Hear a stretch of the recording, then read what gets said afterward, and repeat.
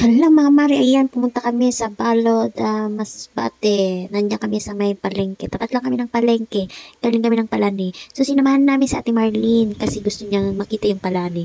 Sana mag-overnight sana kami dyan. Kaso wala ng time kasi uuwi siya kinabukasan. Kaya hindi kami makakapag-overnight. Kaya sinamahan na lang namin. So, kasama ko yung dalawa. So, tinext ko kasi sila yung nakakalam ng lugar. So, ayan, picture-picture muna kami. Kanya-kanya picture kami. Ayan, ako naman na isa. Video na rin for my vlog.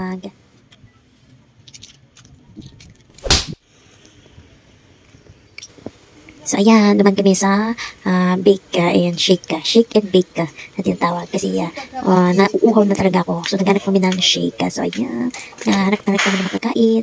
Order kami ng tigisa kami ng shake at saka kasaba. Yung kasaba na nagustuhan namin.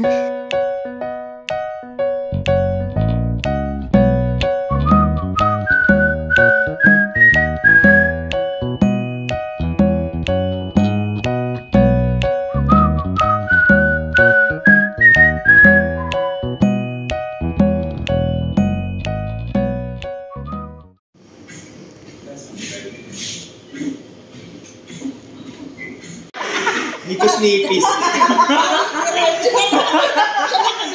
Magilid ako. Ay, maganda. Tapos makikita sa picture, puro tagilid. Ang nipis.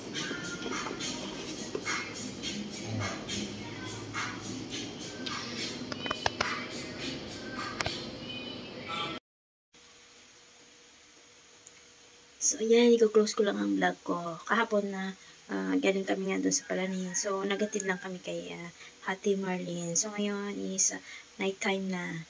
Nasa bahay naman na ako for my bedtime. So, mag-isa lang ako. So, nagtataka kayo siguro kung bakit hindi ko lagi kasama yung asawa ko sa mga vlog ko. So, hindi niya alam na nagbablog ako. Or alam niya, hindi niya lang sinasabi. So, ganito lang talaga kami. Para kami nga, wala ni Honey Ho. So, ayan.